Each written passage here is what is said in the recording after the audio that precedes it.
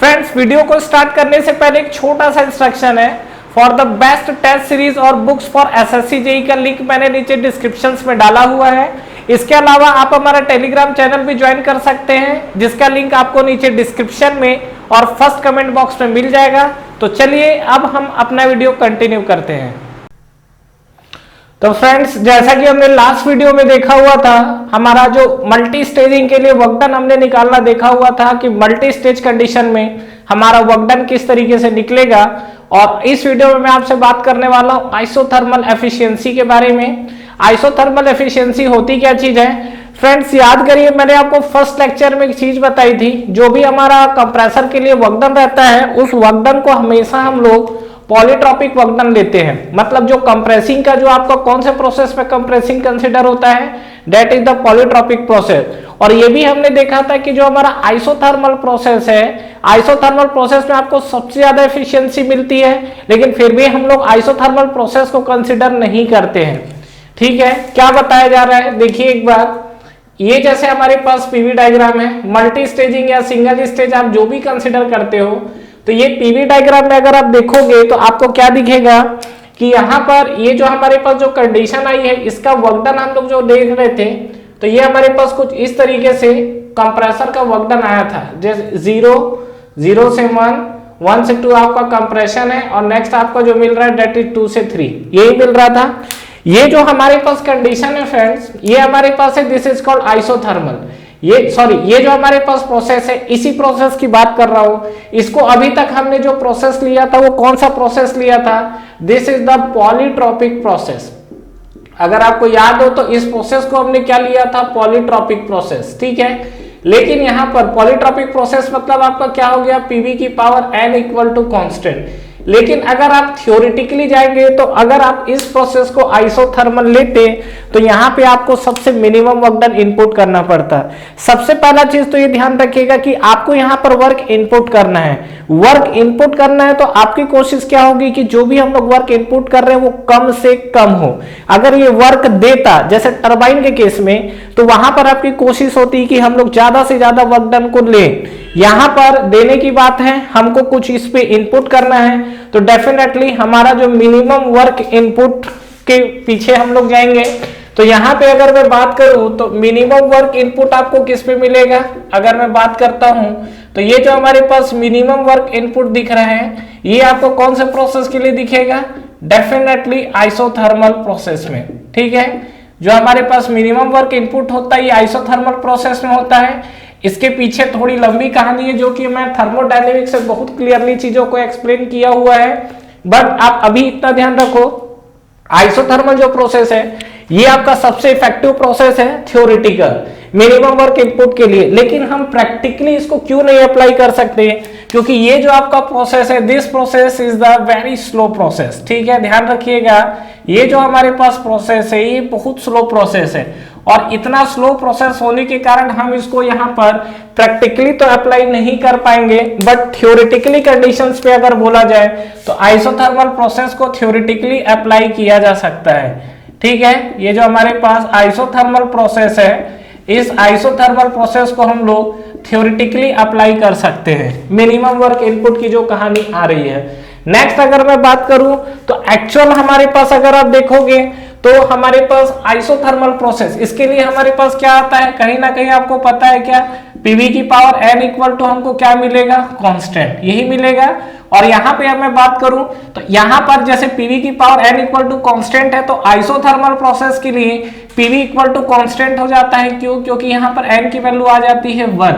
ठीक है, अब यही सिनारियो में बात करता हूं एक्चुअल वर्क इनपुट के लिए, तो क्या होगा? यहाँ पे अगर मैं बात करूं तो एक्चुअल वर्क इनपुट, तो एक्चुअल वर्क इनपुट आपका किस प्रोसेस में होगा? डेफिनेटली यहाँ पर n की वैल्यू 1 है, n की वैल्यू आप थोड़ी सी आगे बढ़ोगे तो ये आपका जाएगा पॉलीट्रॉपिक प्रोसेस के लिए।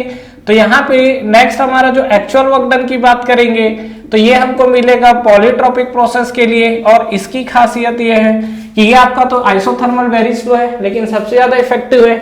ये क्या करेगा? डेफिनेटली स्पीड आपको मिलेगा, लेकिन जैसे जैसे आप स्पीड बढ़ाओगे, प्रैक्टिकली होता क्या है? फ्रिक्शन बढ़ते चले जाता है। फ्रिक्शन के कारण कहीं ना कहीं जो आपका एनर्जी इनपुट या वर्क इनपुट है, वो कहीं ना कहीं हीट के फॉर्म में रिलीज हो जाता है, और कुल मिला के आपको वहां पे फिर लॉसेस ही मिलने वाला है। तो ये आपका जो एक्चुअल वर्क इनपुट है ये आपका पॉलीट्रॉपिक प्रोसेस है।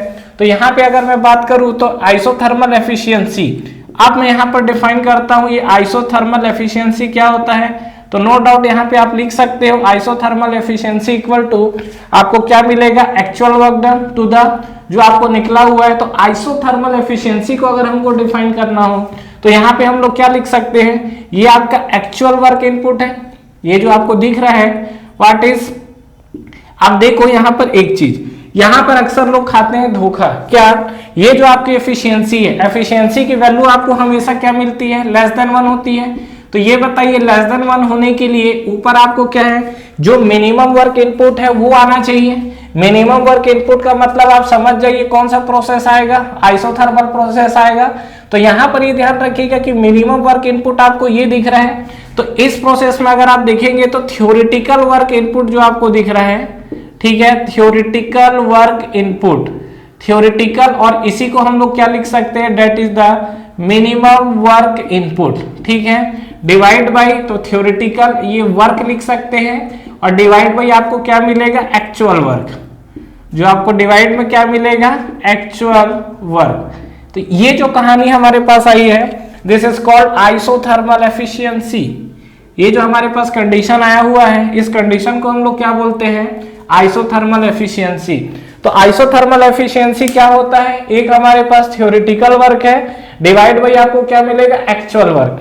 अब ये जो आपके पास थ्योरेटिकल वर्क है, थ्योरेटिकल वर्क मतलब इसमें आप कौन सा प्रोसेस लिखोगे, दैट इज द आइसोथर्मल, ठीक है। और एक्चुअल वर्क अगर आप देखोगे तो इसमें आपको क्या दिखेगा, that is the polytropic work done, polytropic work done, ठीक है।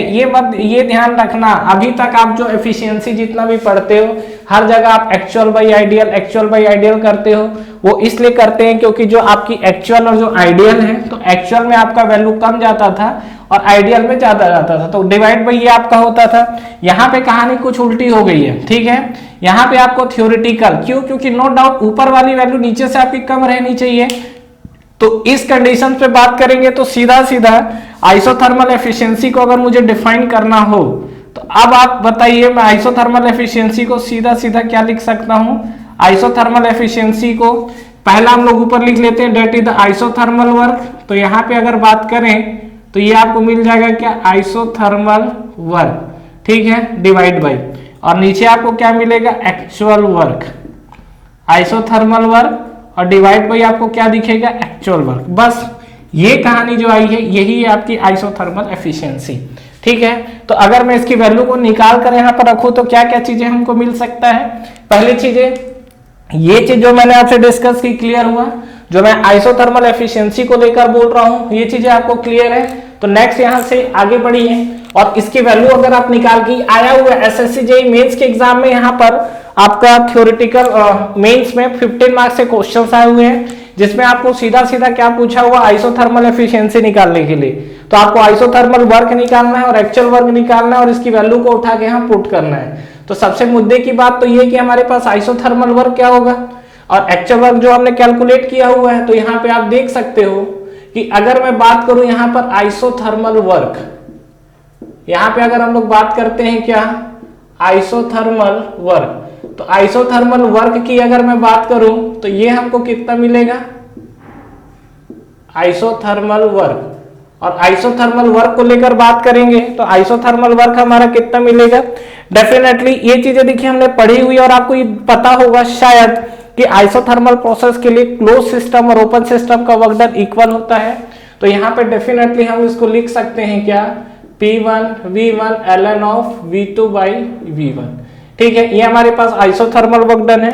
और दूसरा चीज अगर मैं एक्चुअल वर्क डन की बात करूं तो W ऑफ एक्चुअल जो अभी तक हमने निकाला हुआ है that is the actual work done, क्या निकाला हुआ है, n/n-1, ठीक है। ये पॉलीट्रॉपिक के लिए निकला था, फिर क्या आया था, P1 V1, और यहाँ पे अगर आप देखोगे तो फिर आपके पास क्या हुआ था, this is P2 by P1 की पावर, ये आपको मिलेगा n-1/n-1, ठीक है। तो ये जो आपको मिला ये एक्चुअल वर्क डन मिला है।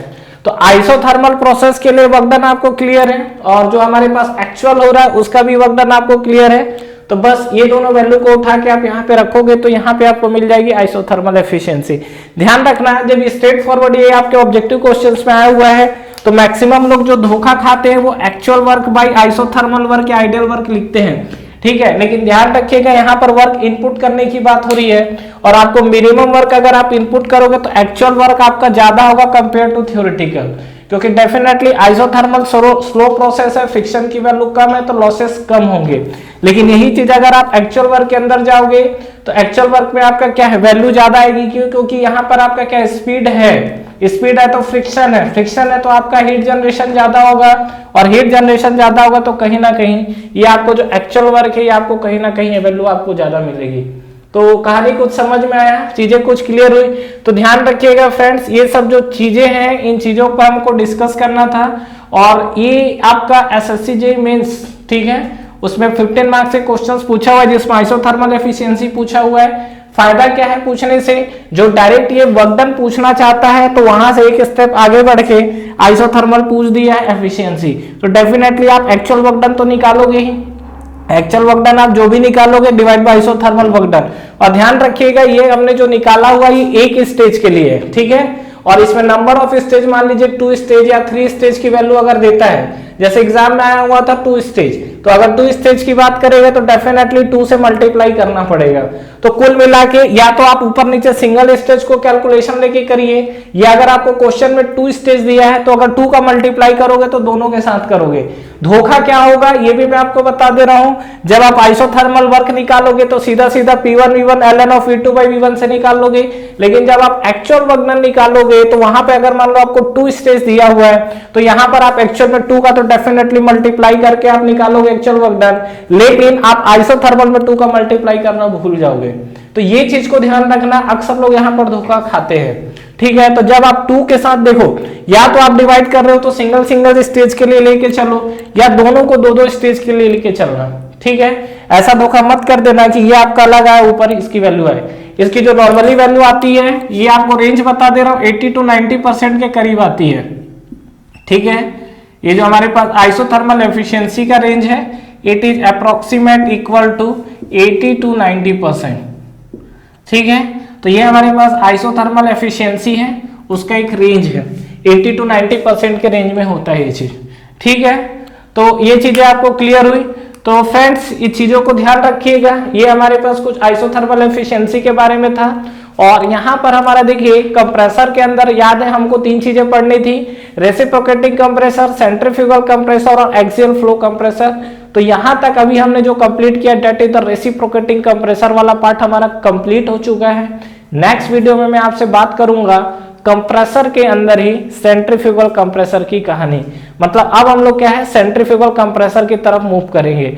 और मुद्दे की बात एक चीज और कि अभी तक जो हमने यहाँ पर देखा हुआ था रेसिप्रोकेटिंग कंप्रेसर के अंदर, इसमें आपके कहीं भी ब्लेड नहीं थे, ठीक है। सेंट्रीफ्यूगल कंप्रेसर के अंदर जब आप वर्क इनपुट निकालने जाओगे तो आपको ब्लेड दिखेगा, ब्लेड का एंगल दिखेगा, ब्लेड के लिए अलग अलग जो फ्लूइड, ब्लेड और फ्लूइड के साथ जो मोशन है उस मोशन के बारे में भी स्टडी करना पड़ेगा। Thank you so much for watching this video.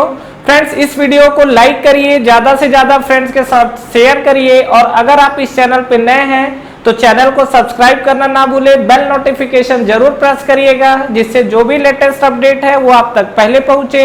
इसके अलावा आप हमारा टेलीग्राम चैनल भी ज्वाइन कर सकते हैं जिसका लिंक नीचे आपको डिस्क्रिप्शन में और फर्स्ट कमेंट बॉक्स में मिल जाएगा। Friends for the best test series और बुक्स फॉर एसएससी जेईई का लिंक भी नीचे आपको डिस्क्रिप्शन में मिल जाएगा। तो ठीक है फ्रेंड्स, तैयारी करते रहिए। Wish you all the best.